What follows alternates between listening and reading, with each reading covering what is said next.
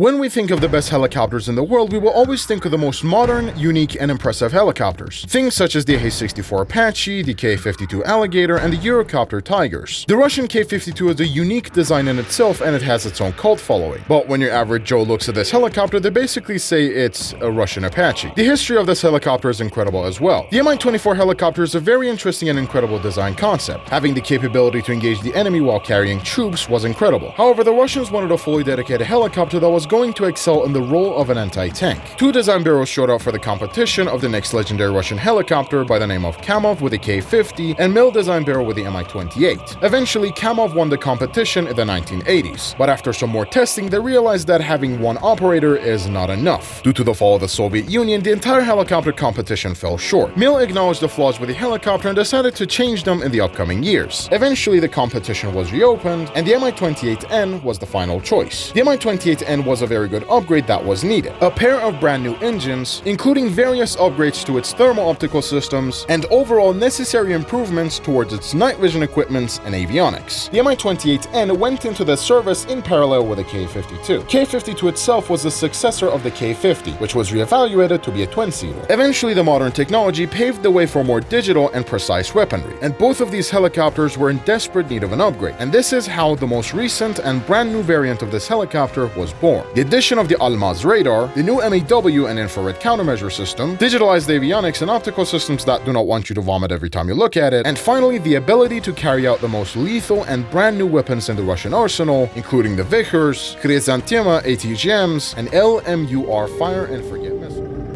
This helicopter is still in service to this day and probably flies in special military operations as we speak. This was the general history of the Mi-28NM. Now let's get on with the armors and modules.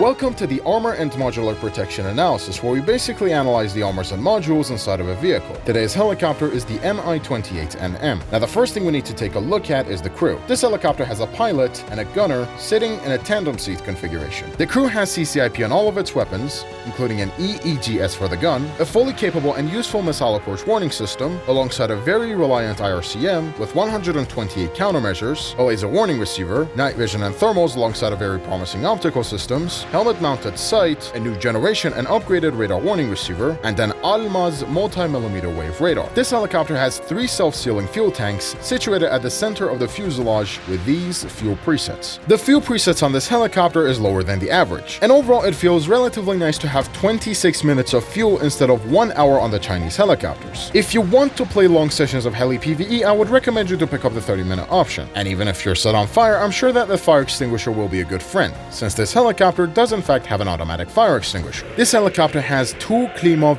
VK2500P engines. Engines that might have a slight bit of delay, but overall are incredibly powerful for a helicopter this size. The collective pitch management might be a little bit more crucial than usual, but overall it feels relatively comfortable to fly with, and you don't have to be concerned about the engine over rev on this thing. At the end you have the oil cooling systems, a gigantic transmission, traction of the control surfaces, and prop shafts. The miscellaneous modules include frontal electrical optical stations, the flight control stations both for the pilot and the gunner, MFD/HUD avionics block situated at the front of the fuel tank, the weapons control and the RWR avionics blocks situated at the rear left side of the fuel tank, and on the opposite end you have the NVD avionics block, and finally you have the auxiliary power unit in between the engines. This was all the modules on this helicopter. Now let's get on with the armaments.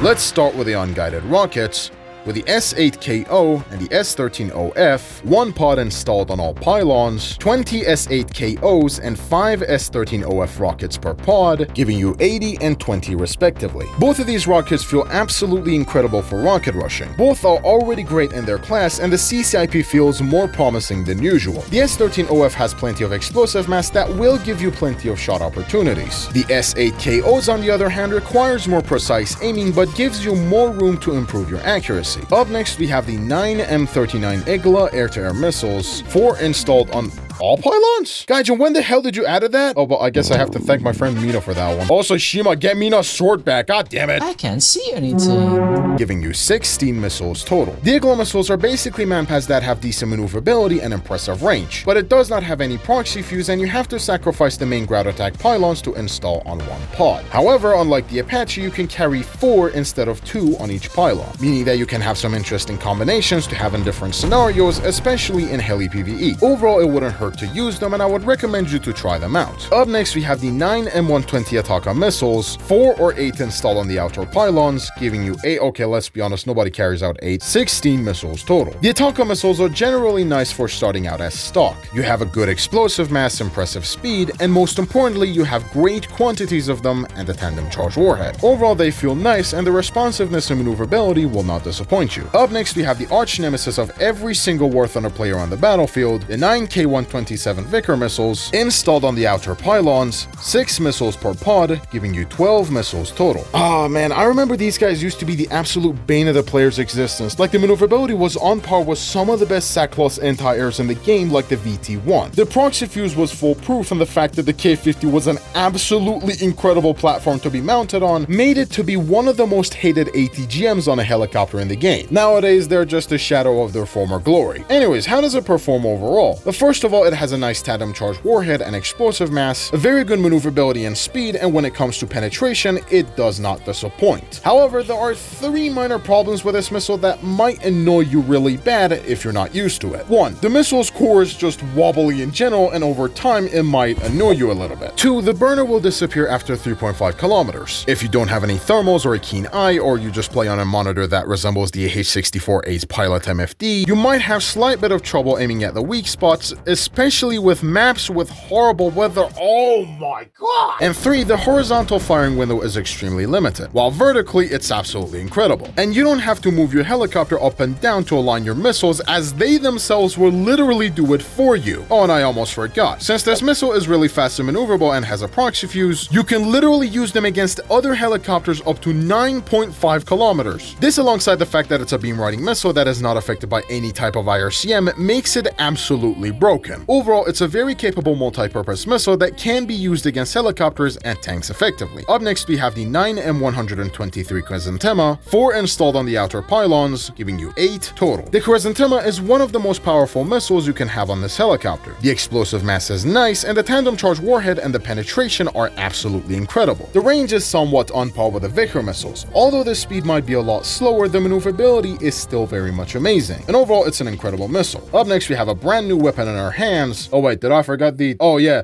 I totally forgot about the FAB-250s and FAB-500s. Yeah, those exist too. Anyways, up next, we have the brand new toy in our hands, the LMUR Fire and Forget air-to-ground missiles, 2 installed on all pylons, giving you 8 total. Looking at this missile already just shivers me to my core, as you can literally see some of the capabilities that are not really common among other helicopter ATGMs. First of all, this thing has GNSS guidance, meaning that if the enemy sees your missile and smokes, it will go to the target's last known position. The explosive mass is nothing that I've heard of outside of this goddamn thing. With having 20 kilograms of TNT equivalent, this thing is going to be a death machine every time it hits an enemy tank. Don't let the 1 kilometer less range than the ATGMs or the weird SAP HE warhead fool you. The lofting that this does is so ridiculous that it kinda reminds you of the KH-38s. Yes, exactly. These guys are miniaturized versions of the KH-38s. Incredibly dangerous and very terrifying to be against. The explosive mass is enough to overpressure any vehicle, and when it comes to destroying anti-airs, it will make you proud. There's only one single problem. You can only carry 8 of them. You see, this situation kind of reminded me of the Italian attack helicopter, where 8 missiles was never enough, until I realized that these missiles are not like spikes in any way, shape, or form. These guys are just designed to be dedicated to one tank. Unlike the spikes, you don't have to fire multiple of them at an enemy. Only one should be enough. Alright, I'll stop glazing this goddamn thing. Anyways, let's have a look at the main cannon of this helicopter, the 2A42 cannon, which is also installed on the K52 and BMP2. And yes, I'm ignoring the 2 GSH 23mm cannons that are very slow velocity but have a good fire spread and decent belt choices that can be used against ground vehicles nicely on purpose, ridiculous because the amount of armaments you have will not justify you using these guns. Actually, you know what? I'm not your dad. You can use whatever you want anyway. The BMP-2 cannon on this thing is absolutely ridiculous, and the range that it has is just simply incredible. I've heard that in real life it does have APFSDS, but we all know that Gaijin will probably not add that to the game. The range of the APDS belt on this thing is somewhere around 7 kilometers. It penetrates armored vehicles incredibly well, and the lead of this helicopter is also very nice, meaning that you can also use it against the enemy aircraft. This was all the armaments on this helicopter. Now let's get on with the modules research. Selecting on what modules to unlock or not to unlock depends on you and your playstyle. Obviously, I'm not your dad and I can't tell you what to do, but if I was and I could, I would have told you to turn off your goddamn engine after you land. There you go. See, that was fine. What, Shima, once you get the better headers here where you can fly like Shout out to my homie Shimakaze TM on Twitch. By the way, if you can't follow him on... Wait, 5.5 thousand follow... Yeah! _Deacon success. That wasn't very good. Holy shit, it's bad. Speaking of not landing your helicopter like your average human being, let's have a look at the flight performance on this thing.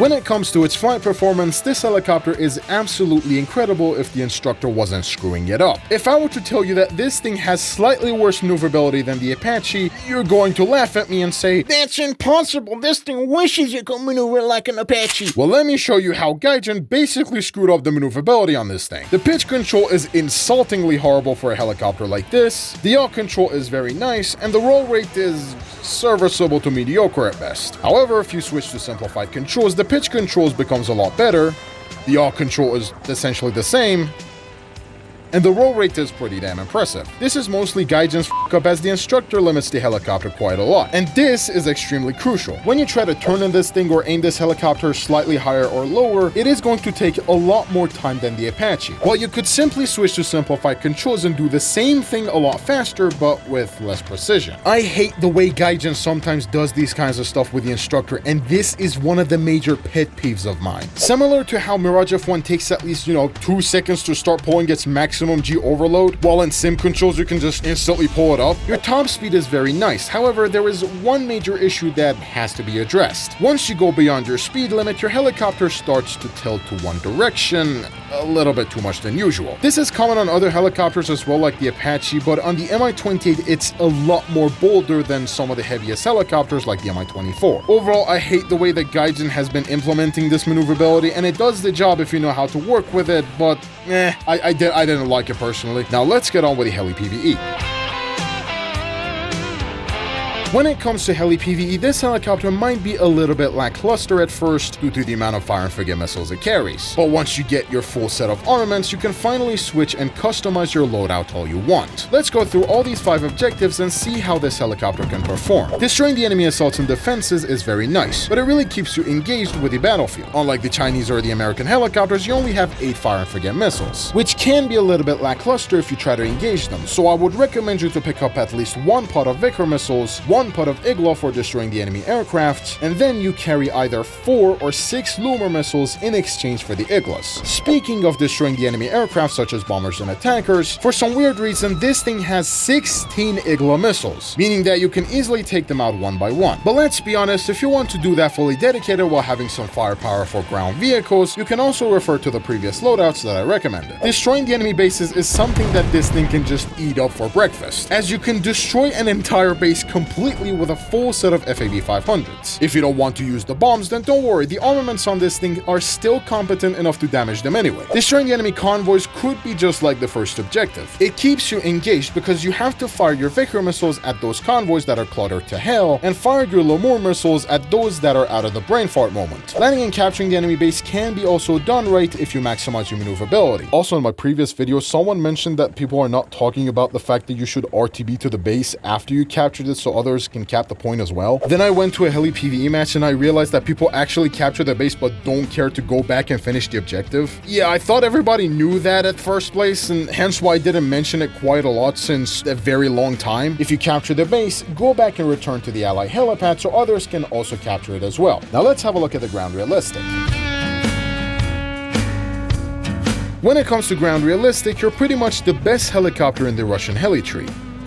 For now. You have plenty of options to choose, and okay, let's be honest, it's Russia. At this point, you know Russian top tier is just gonna give you some wacky shit, such as the greatest vehicle that's ever lived, best reverse gear in the Russian Federation, worst reverse gear in the Russian Federation, you can go fuck yourself with that transmission, the equivalent of KYS, keep yourself safe, my beloved, Object 261 made compatible enough to be in War Thunder. Hey guys, should I make a video about this one? Oh yeah, we got the custard, the cast turd, the cast hard, the duck turd, and then the thrust vector in cast hard. Well, wasn't that classification clear enough for you? You do have solid lineups and you shouldn't be worried about anything else. But please do remember that this is now 12.3. So anything that you bring up with this thing is also going to 12.3 matchup. Anyways, how does this perform in ground realistic? Oh boy, now that you've asked, allow me to introduce you to one of the most powerful helicopters on the battlefield.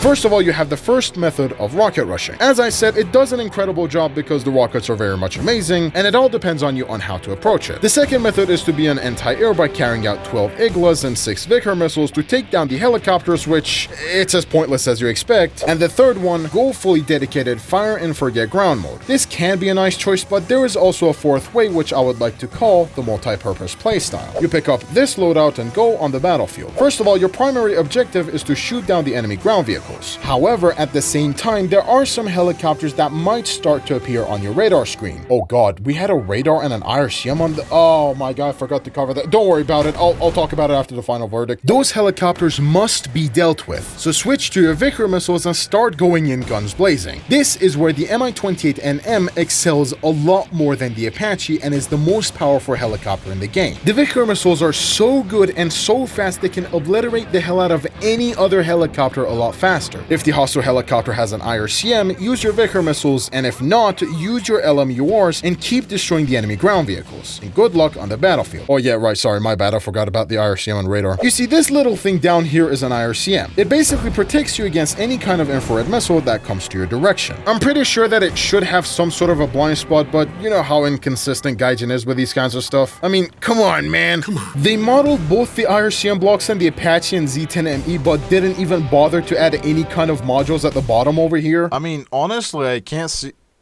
Wait, that's the block? That's tiny, how come I didn't see it? And finally, you have the radar. I'm just gonna straight up say this radar is incredible. You have 12 kilometers of range, incredible search speed and preset angles, and every time you try to acquire the target on this thing, Jesus Christ, it's a lot more reliable than the longbow radar. I would recommend you to learn and how to use this thing, especially with a recent feature that they added in where you can click everything with a mouse. But overall, I absolutely love it. Now let's get on with the final verdict.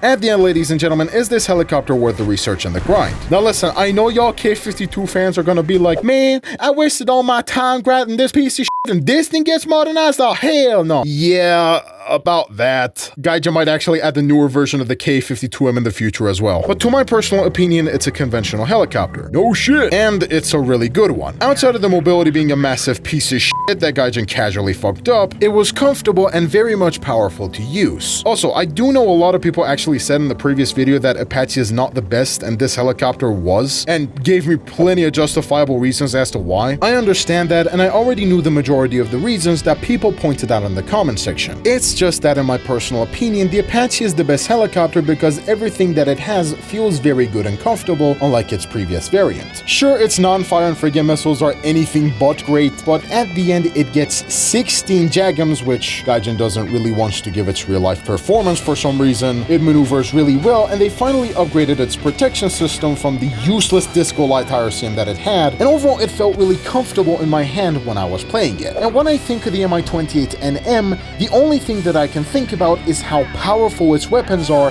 and how great the protection system is. Maneuverability-wise, it doesn't really feel well, as I said, because of Gaijin's instructor up, but these were the reasons why I selected the Mi-28NM as the most powerful helicopter in the entire game. For now. With that being said, ladies and gentlemen, thank you so much for watching this video. If you enjoyed it, please make sure to like the video and subscribe to the channel, dislike it if you dislike it, and if you want to support my channel even further, you can also donate a super thanks or join my YouTube membership if you want to. Also, if you like to watch the video on the newest Apache, click the video here. If you want to see the video on the Apache's old school competitor, click the video here, or click on whatever YouTube recommends you. For now, this is me, Bob Dickinson, and thank you for watching.